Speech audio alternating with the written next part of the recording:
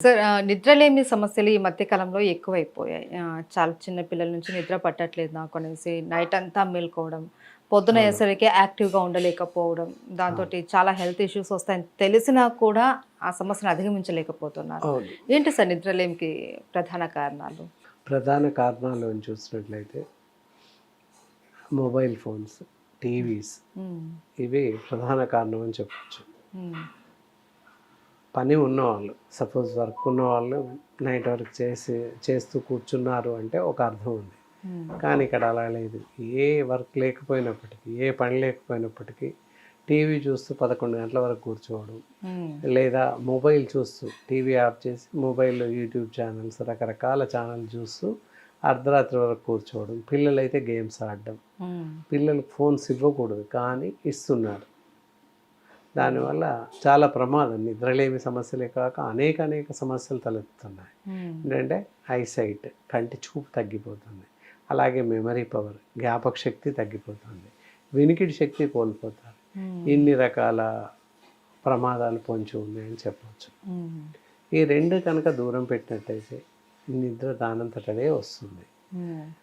అర్ధరాత్రి, అపరాత్రి వరకు భోజనం చేయకపోవడం, 9, 10 గంటలకు భోజనం చేయడం, 11, 12 గంటలకి 12 తర్వాత పడుకోవడం, ఉదయం లేట్‌గా లేవడం, చిన్నపిల్లలైతే స్కూల్‌కి వెళ్ళాలి గనుక లేవడం, హ్మ్. పెద్దవాళ్ళైతే ఆఫీస్‌కి వెళ్ళాలి గనుక లేవడం. అలా కానట్లయితే 11, 12 గంటల వరకు పడుకొని ఉంటారు. If in case any holidays 12:00 దాటితే కానీ వాళ్ళు లేవరు పిల్లలు. అవును. అవును. సో అదంతా కూడా ప్రమాదం కూడా. హ్మ్. అంటే నిద్ర సమయం ఉంటుంది. భోజన సమయం ఎలాగుంటుంది, నిద్రా సమయం ఉంటుంది. భోజనం సమయం రాత్రి 9 హార్డ్లీ 10:00 లోపు భోజనం ముగించాలి రాత్రి డిన్నర్. హ్మ్. అలాగే పడుకోవడం కూడా సాయంత్రం 10 గంటలకి నిద్రకు పోవాలి. అలాగే ఉదయం 5-6 గంటల లోపు నిద్ర లేవాలి తప్పనిసరిగా. హ్మ్. అలా నిద్ర లేవనట్లయితే ఒక రకమైన విషవాయువులు, హ్మ్. కార్బన్ డయాక్సైడ్ శరీరంలో ఉత్పన్నమై రకరకాల జబ్బులు తలెత్తే అవకాశం ఉంది. ఓకే. కాబట్టి నిద్ర సమయానుకూలంగా నిద్రపోవాలి. అలాగే సమయానుకూలంగా భోజనం చేయాలి. హ్మ్. అది ప్రధాన సమస్య, ప్రధాన కారణాలు అని అవును. చెప్పొచ్చు. అవును. అండ్ సో ఏదైనా హెల్త్ ఇష్యూస్ ఉన్నా కూడా ఇలా ప్రాబ్లమ్స్ వస్తుంటాయి నిద్ర పట్టకపోవడం వల్ల? యెస్. హెల్త్ ఇష్యూస్ చాలా తక్కువ. It is happened on old ages.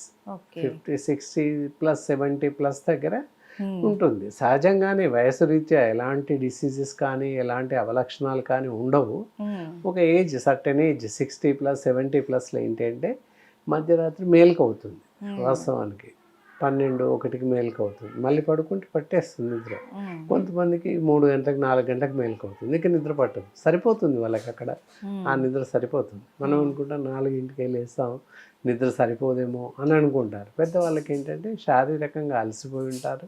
తర్వాత వాళ్ళకి లాస్ ఆఫ్ గొనాడోట్రోపిన్ అనే హార్మోన్ తగ్గిపోతుంటుంది.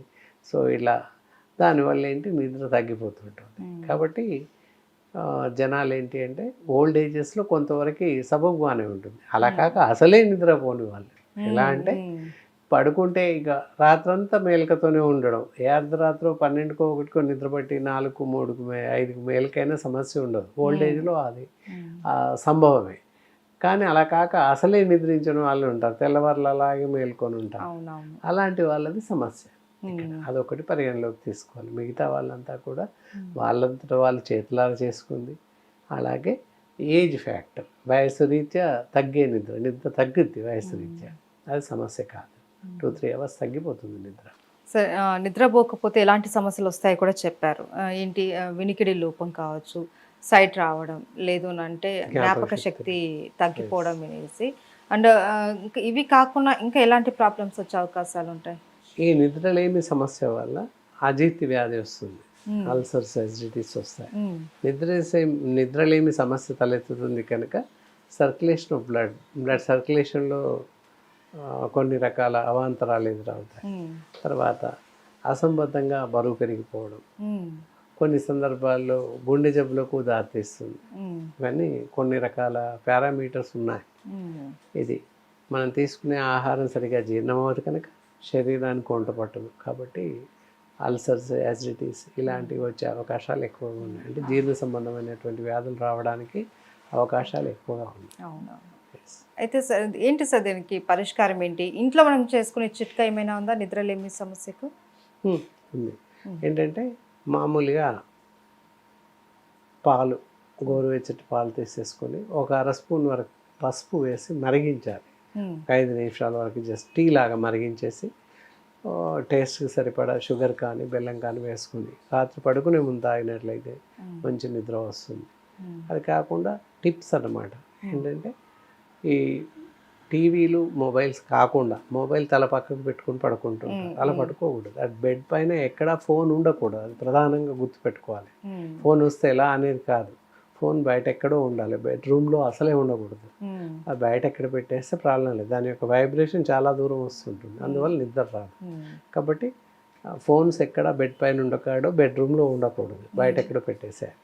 తర్వాత టిప్స్ అన్నమాట, చిన్న చిన్న టిప్స్. పడుకునే ముందు డిమ్ లైట్లు, అంటే జస్ట్ చదివినట్టు బుక్ పట్టుకొని 2 లైన్లు చదివేలోపు నిద్ర వస్తుంది. డిమ్ లైట్లు జస్ట్ చదివే అలవాటు ఉండి ఇంట్రెస్ట్ ఉన్న సబ్జెక్ట్ ఏదో లైట్గా చదువుతూ వెళ్తే నిద్రపోతుంది.